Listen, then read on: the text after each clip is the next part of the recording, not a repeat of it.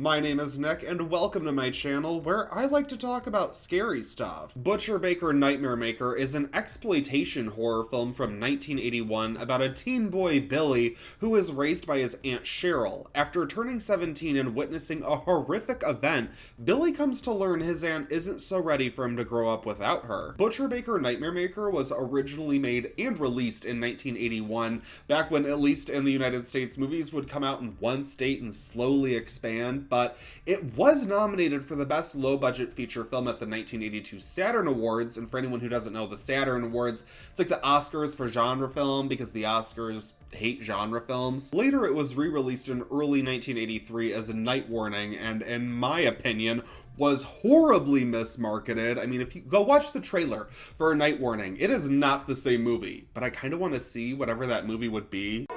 Billy and Julie, young, innocent, in love. It was all a mistake. They didn't go looking for trouble. They were just too curious. Without knowing, they've uncovered a deadly secret.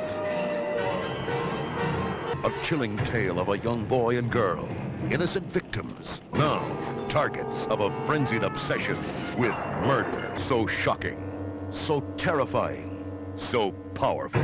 Night Warning. Anyway, it doesn't matter. What's weird to me is that under this title is where the cult following began, and that's when it was labeled a video nasty and banned in the UK, and thankfully us horror fans were digging up all those video nasties that were kept away from some of us, and they are getting the restorations they deserve today, and I'm loving it. I am a fan of all things 80s horror, and I hadn't even heard of this movie until a few months ago, when I initially watched it as I was preparing for my video on the best birthday-themed horror movies, and if you didn't catch it, well, Butcher Baker Nightmare Maker did not make the cut. And I found it odd seeing it pop up in the queer horror collection on Shudder when the movie felt like it was nothing but homophobic to me. So I looked into it, read some articles, got some fresh perspectives, and I can see why some people look to this movie as an early example of positive gay male representation in cinema, especially for the early 1980s. So I thought I should rewatch it through the queer horror lens and see if I changed my mind. This is the spoiler warning. I am going to ruin the entire movie, so if you haven't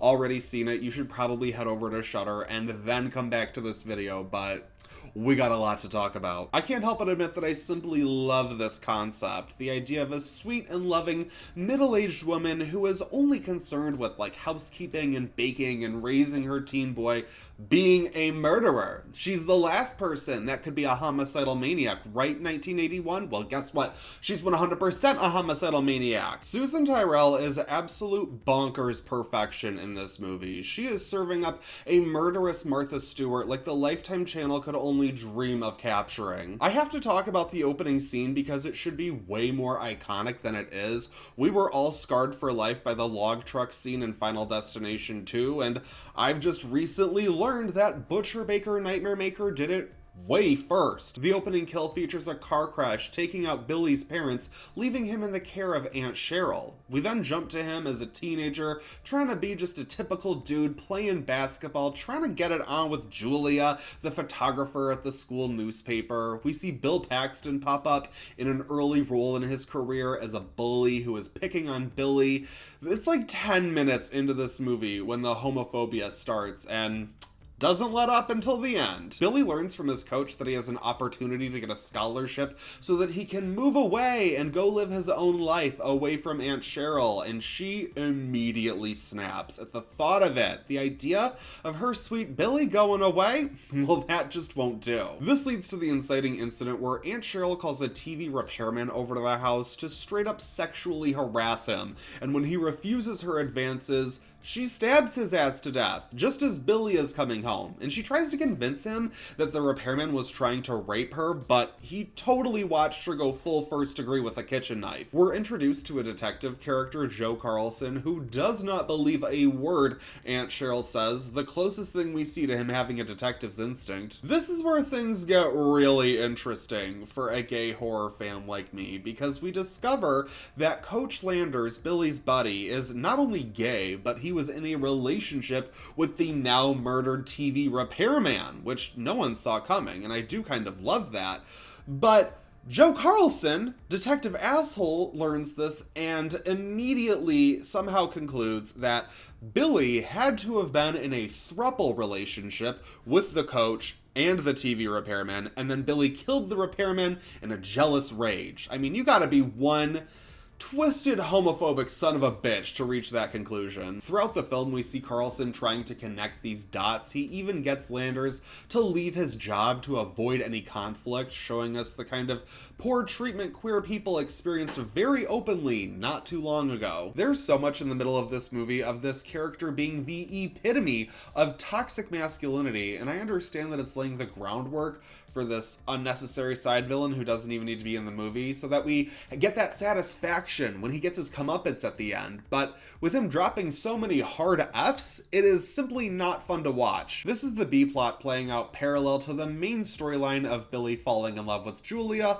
while trying to break free from Aunt Cheryl. And to cap off how I feel about the homophobic elements of this film, I have to jump to the end, where Coach Landers comes to save Billy during Aunt Cheryl's murderous rampage, and the homophobic cop also arrives, and he's planning on shooting Billy for his own personal pleasure because he thinks he's some kind of murderer even though he's not, but Billy ends up shooting him. It's an interesting turn of events because Aunt Cheryl is the real villain of the film, but the emotional satisfaction we get out of the ending comes from the takedown of Detective Carlson.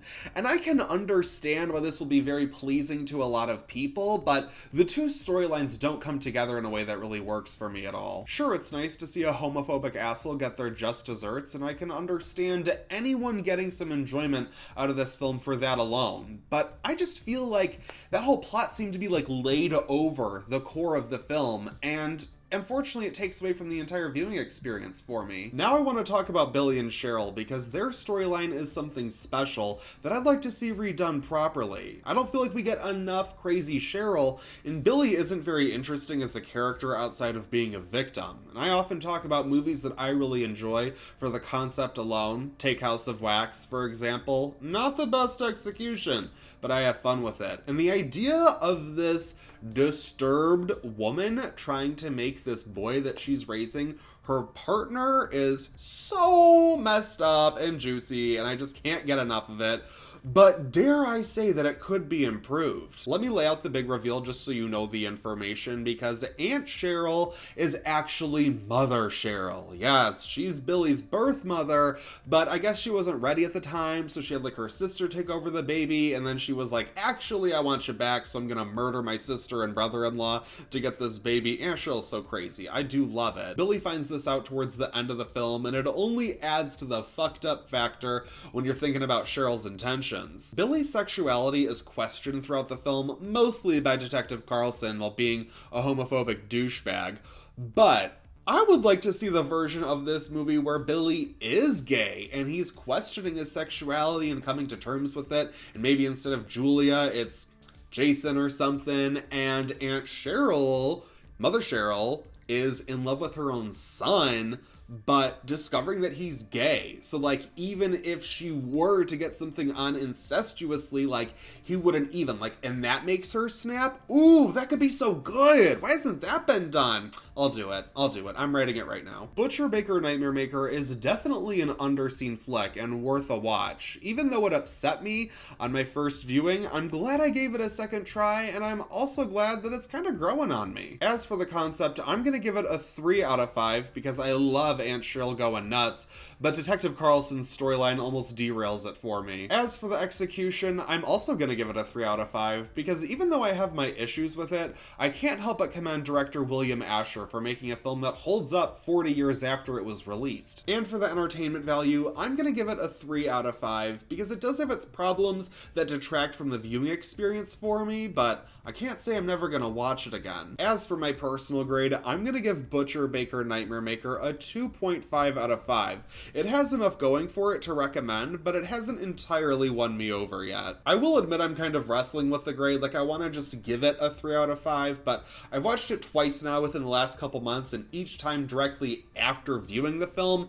it feels like a 2.5 out of 5 for me, which isn't the worst. Like, there are plenty of movies that I give a 2 out of 5 that I will rewatch because they are fun. Now, as for the overall argument of whether or not this movie is progressive or problematic, I would argue that it was progressive for its time. And it's one of the reasons I wanted to talk about this movie, because I think it's really important to sort of look at the road that got us to where we are today. And I definitely pay my respects, and I see what this movie did, and I applaud it for doing what it did at its time. But I also have to be honest and say that this certainly doesn't sort of like hit my core as like a gay horror film. Like, I kind of feel like Coach Landers is just there. Like, maybe it would have been a little bit more impactful if he was the one to shoot Detective Carlson, but then I think we would also immediately see him go to jail and maybe even, like, I don't know, taking the blame for the other murder. So it's just like, I don't know, it's interesting, it's complicated, it's gray area, it's what I love to talk about. Definitely not problematic, and I'll admit there are some movies out there, some bad movies I enjoy where